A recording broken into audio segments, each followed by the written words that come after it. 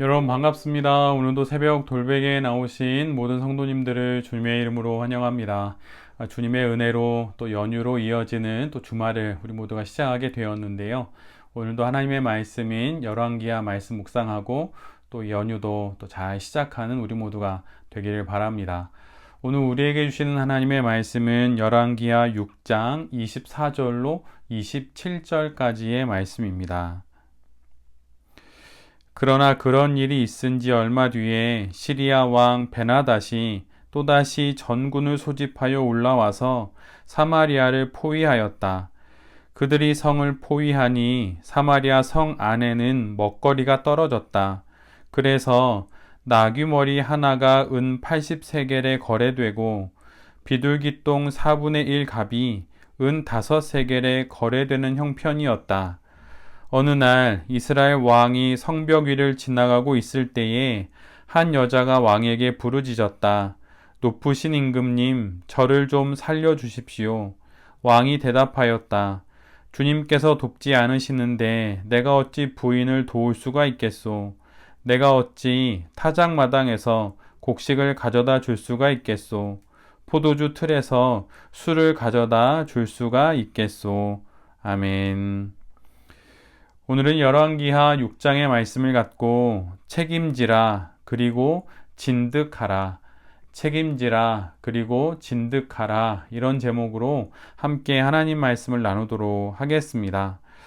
어제의 하나님의 말씀에 이어서 시간이 조금 지나 시리아 군대가 다시 사마리아 성을 포위하는 일이 벌어집니다. 지난번의 실패를 교훈을 삼았던 것인지 시리아 군대는 사마리아 성을 철저히 봉쇄합니다. 그 누구도 나올 수 없고 또한 들어갈 수 없도록 성을 완전히 에워쌉니다. 사실 성을 포위하는 전술은 군사적으로, 정치적으로, 또한 경제적으로 매우 효율적인 방법입니다. 외부와의 연락망을 완전히 차단하여서 성 안에 있는 왕과 백성들을 심리적으로 또 물리적으로 고립시키고 압박을 하게 되죠. 반면에 사상자나 무기의 낭비를 최소화하면서 항복을 받아낼 수 있는 아주 좋은 그러한 방법입니다. 시리아 군대의 봉쇄가 점점 길어지자 성읍 안에서는 드디어 많은 문제들이 발생하기 시작합니다. 사람들이 먹을 수 있는 식량들은 거의 바닥이 났습니다. 겨우 먹을 것이 남아있다 하여도 그것의 가격은 크게 치솟았습니다. 나귀머리 하나는 은 80세겔에 거래가 되었고 비둘기똥 4분의 1은 5세겔에 거래가 되었습니다. 사실 율법에 의하면 나귀는 부정한 짐승으로 식용이 금지된 가축입니다. 그러나 더 이상 먹을 것이 없으니 나귀, 그것도 나귀의 머리를 먹는 지경에 이르게 된 것이지요.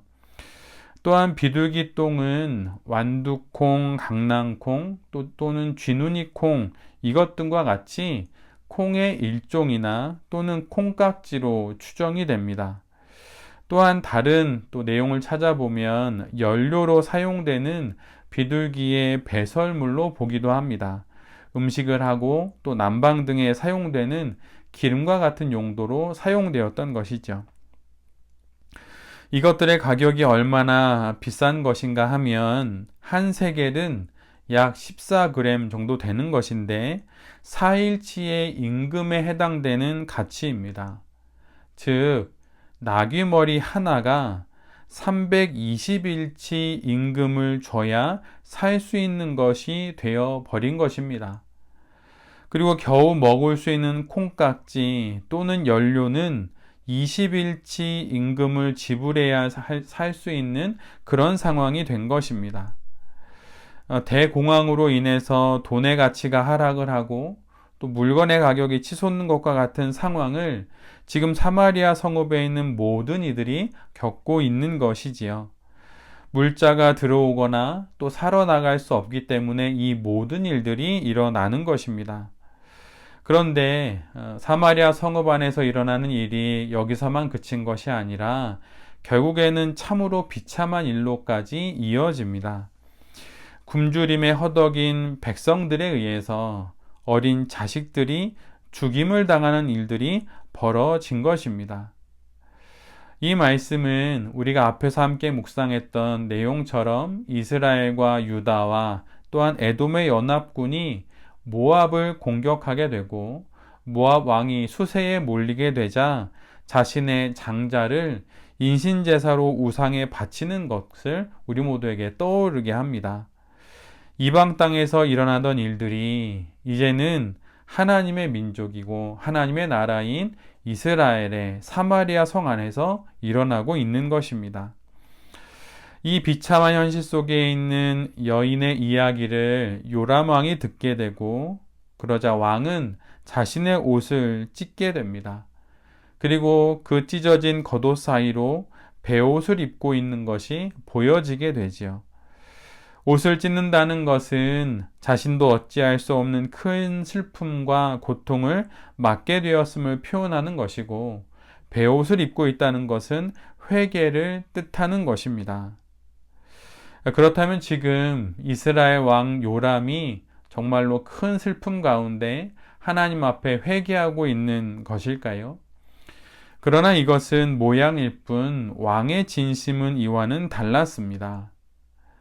오늘 본문에서 여인이 왕에게 도움을 요청할 때 그 여인에게 한 왕의 대답은 현 상황이 하나님께서 이스라엘에게 내린 형벌이며 왕인 자신도 어찌할 방법이 없다는 바로 그것이었습니다. 사실 이 말은 하나님에 대한 원망과 현실에 대한 체념이 고스란히 담겨 있는 대답입니다. 왕은 사마리아와 그 성의 백성들이 맞이한 이 엄청난 위기에 대해서 그 어떤 책임감도 없고 대책도 없습니다. 무책임함과 또한 체념의 마음을 가질 뿐인 것이지요. 결국 왕은 이 사태에 대한 모든 책임을 누군가에게 돌리려고 하는데 바로 그 대상이 되는 인물이 엘리사가 됩니다. 그는 오늘 당장 엘리사를 잡아 죽이지 않으면 하나님의 벌을 달게 받겠다고 그렇게 말합니다. 그런데 이것이 어떻게 해법이 될 수 있겠습니까? 하나님의 도우심을 구하는 듯 이스라엘 왕은 말하지만 정작 그는 오히려 하나님의 사람을 죽이려고 합니다. 왕의 본심은 후자에 있는 것이죠. 하나님을 탓하고 그 핑계가 되어줘야 할 하나님의 선지자인 엘리사를 찾아서 죽이는 것입니다. 지금 왕은 사마리아가 겪고 있는 이 고통스러운 현실과 백성들이 겪는 아픔에 대해 긍휼함도 없고 애통함도 없습니다. 이 위기에 대한 그 어떤 책임감도 없이 오히려 탓할 대상을 찾고 그 대상을 엘리사로 삼는 것이지요. 무책임하고 무능하며 무력한 모습일 뿐입니다. 그리고 이스라엘 왕의 가장 큰 잘못은 하나님을 찾지 않는 불신앙입니다. 입으로는 또한 겉모습으로는 하나님을 찾는 것처럼 그렇게 보이고 말하지만 실상은 그렇지가 않다는 것이죠. 우리 모두도 인생을 살아가며 위기가 있고 또 어려움을 맞이하게 됩니다. 경제적으로 극빈한 상황을 지나야 할 때도 있고 또한 관계적으로 또 육체적으로 시련과 고난을 맞을 때가 누구에게나 있지요. 신앙 인생이 시리아 군대로 인해 완전히 포위된 듯한 상황에 처할 때가 누구나 있습니다.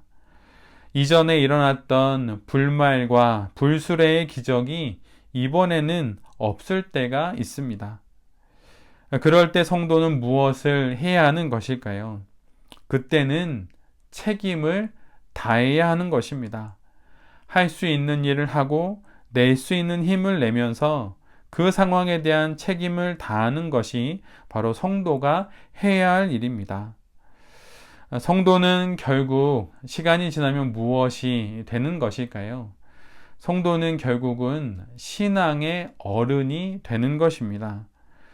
신앙의 어른이 된다는 것은 불신앙적인 상황 가운데서도 신앙을 붙잡고 책임을 다하는 것입니다.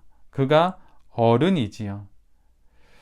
성경을 읽다 보면 소위 죽은 형제의 대를 이어주는 책임을 명시한 수혼제 또는 계대 결혼에 관한 말씀이 곳곳에 있습니다. 고대 이스라엘에서는 자식이 없은 죽은 형제의 대를 이어주는 것이 마땅히 지어야 할 한 형제된 책임입니다. 이를 통해서 죽은 형제의 이름이 가문에서 지워지지 않도록 하는 것이지요. 그런데 경제적인 이유와 또 여러 계산으로 인해서 이 책임을 지지 않고 회피하는 경우가 발생하기도 합니다. 그 대표적인 예가 룻기에 나오는 룻과 보아스의 이야기에 등장합니다. 그런데 만약 책임을 지려고 하지 않을 경우 죽은 형제의 아내는 성읍의 장로들이 보는 앞에서 책임을 져야 할 의무가 있는 자의 발에서 신을 벗기고 그의 얼굴에 침을 뱉으면서 이렇게 말하게 됩니다. 제 형제의 감은 세워주기를 원하지 않는 사람은 이렇게 된다. 이는 온 성읍에 널리 알려지는 불명예스러운 일이 되는 것이지요. 지금과는 사뭇 다른 사회 제도이지만 여기서 우리가 얻는 신앙적인 교훈과 또 가르침이 있습니다. 그것은 하나님 안에서 내게 주어진 의무를 회피하지 말고 책임을 다해야 한다는 것입니다. 위기의 순간 아무런 이적과 기적이 일어나지 않을 때 그때 성도에게는 어떤 신비한 일이나 어떤 놀라운 일이 아니라 내가 해야 할 그 일에 대한 책임을 다하는 것이 훨씬 중요한 것입니다. 이 세상을 뛰어넘어 저 세상을 보게 하는 그 어떤 신학과 그 어떤 신비의 경험보다 하나님께서 지금 여기 있는 내게 부여하신 책임을 완수하는 것이 중요합니다. 그런 의미에서 사실 왕이 된다는 것은 정말 많은 책임을 지는 것이지요. 왕이 된다는 것은 누리기 위함이 결코 아닙니다. 그에게 권한을 준다는 것은 져야 할 책임이 막중하기 때문입니다. 백성이 죽어나가도 뒷짐이나 지고 성벽을 거니며 나도 어쩔 수 없다. 하나님이 하시지 않으면 방법이 없다 말하고 옷을 찢는 신용과 베옷을 걸치는 것으로 결코 면피되지 않습니다. 옷을 찢을 것이 아니라 마음을 찢어 회개하고 하나님을 온전히 의지해야 했던 것이죠. 그리고 베옷을 입을 것이 아니라 갑옷을 입든 아니면 항복을 하든 어떻게든 백성들을 살리려는 방법을 찾아내야 하는 것입니다. 이 시대에도 이런 무책임한 지도자들이 많이 있습니다. 한 국가에도 그리고 한 사회와 또한 한 교회에도 이런 이들이 많이 있지요. 그러나 우리 모두가 반드시 기억해야 하는 것은 책임지는 것만큼이 바로 우리의 신앙입니다. 우리가 끌어안는 것만큼이 바로 우리의 신앙 인생입니다. 우리의 신앙이 깊어지고 성숙하는 길은 신비의 경험에 있지 않고 내가 책임을 다하는 것에 있습니다. 책임을 다하는 그 성숙한 신앙으로 말미암아 우리 모두가 거룩해지고 또한 그 거룩함으로 우리의 신앙 인생을 살아가게 되는 것이지요. 우리 모두가 이처럼 책임을 다하는 그런 귀하고 거룩한 성도들이 될 수 있기를 간절히 바랍니다. 오늘 본문의 뒷부분을 보면 교묘히 하나님께 책임을 전가하고 드러내어서 엘리사에게 책임을 떠넘긴 이스라엘 왕은 엘리사를 죽이는 것을 실행에 바로 옮깁니다. 엘리사가 머물고 있는 곳으로 부하를 보내고 곧이어 그가 직접 그곳에 들이닥칩니다. 그런데 엘리사는 왕이 도착할 것을 이미 알고 있었습니다. 왕은 엘리사를 보고 이렇게 말합니다. 우리가 받은 이 모든 재앙을 보시오.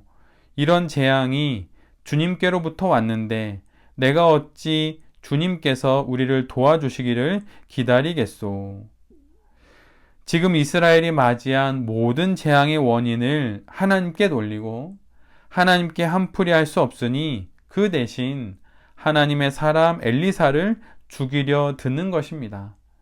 무책임한 자, 참으로 비겁한 자의 전형인 것이죠. 그런데 그때 엘리사는 그 왕에게 하나님의 말씀을 전합니다.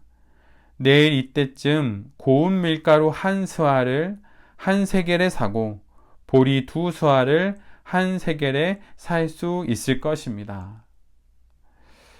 즉 하나님께서 시리아 군대를 물러가게 하시고 이스라엘에게 평화를 되찾게 하실 것이라는 그 약속입니다.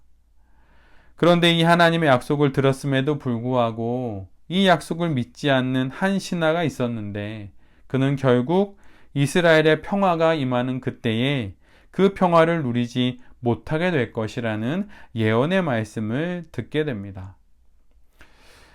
하나님이 주신 재앙인 줄 알면서도 하나님의 사람을 죽이려 결정을 하는 왕의 모습이 참으로 아이러니합니다. 이전에 엘리사를 통해 이루신 기적을 직접 보았음에도 하늘에 있는 창고문을 여신다 할지라도 그런 일은 일어날 수 없다라고 단정지어 말하는 하나님을 불신하는 이 신하의 어리석은 호언장담이 참으로 허무맹랑하기도 합니다. 우리도 하나님을 믿기로 했으면 끝까지 믿어야 합니다. 이해가 될 때는 믿고 이해되지 않으면 믿지 않는 것이 아닙니다. 하나님이 어떤 분이신지 알았으니 지금 내가 겪는 경우가 어떠하든 맞이한 상황이 어떠하든 무조건 믿는 것이지요. 좋을 때 믿고 힘들 때는 믿지 않고 상황이 술술 풀리면 믿고 막막하면 믿지 않는 것이 아닙니다. 믿음을 다양하게 정의할 수 있지만 믿음은 꾸준함입니다. 또한 굳건함이고 이랬다 저랬다 하지 않는 것이지요. 진득하게 하나님은 오르시고 하나님은 신실하시다 라고 하는 사실을 알고 믿게 되었으니 내가 맞이한 상황이 어떻게 되었든 그 모든 경우와 상황 가운데서도 그 믿음을 굳건하게 지키는 것, 그것이 바로 우리의 믿음입니다. 진득하고 꾸준하고 굳건한 것, 이랬다 저랬다 하지 않는 것, 그것이 바로 믿음이고 신앙입니다. 오늘 본문을 보면 이스라엘 왕과 그의 신하들과 백성들은 상황에 따라 이리저리 왔다 갔다 우왕좌왕 갈팡질팡합니다. 그러나 자신을 죽이려고 오는 이스라엘 왕과 또 신하들이 쳐들어오는 것을 알면서도 엘리사는 차분합니다. 굳건하고 또한 진득합니다. 이 신앙이, 이 믿음이 우리의 것이 될 수 있기를 간절히 기도합니다.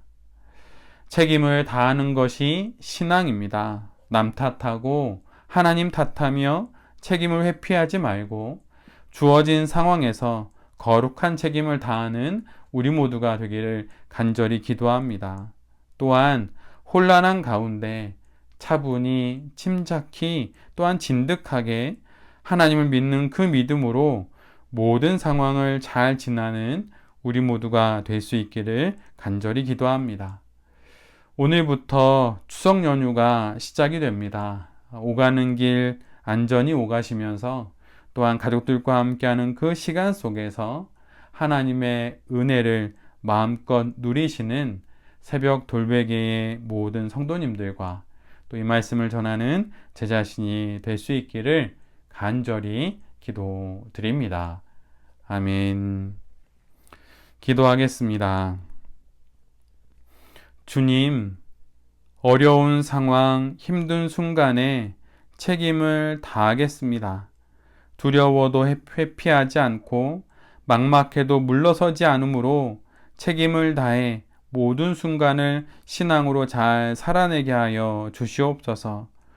혼란스러울 때일수록 차분히 침착히 또한 진득하게 믿음을 붙잡고 가야 할 길을 잘 걸어가 보겠습니다. 주님 인도하여 주시옵소서. 오늘부터 추석 연휴가 시작이 됩니다. 새벽 돌베개의 모든 성도님들의 오가는 길을 안전하게 지켜주시고 가족과 함께하는 그 모든 시간이 기쁨이 되고 즐거움이 될 수 있도록 주님 은혜 내려 주시옵소서. 이 모든 말씀 예수 그리스도의 이름으로 기도드립니다. 아멘.